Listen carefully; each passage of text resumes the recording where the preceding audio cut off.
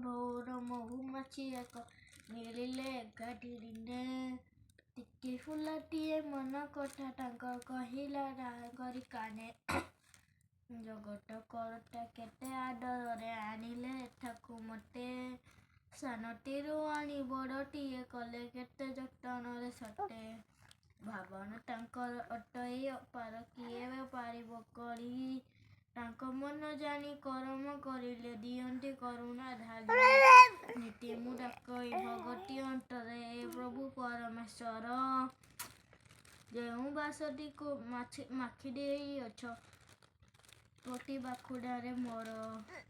ସେହି ବାସନାକୁ ଭିତରିବା ପାଇଁ ଦିଅ ମୋ ମନରେ ବଳ କୋଟି ଜନମ ନ ହୋଇବି ମୁଁ ଧନ୍ୟ ଜିଇଁଥିବି ଯେତେ କାଳ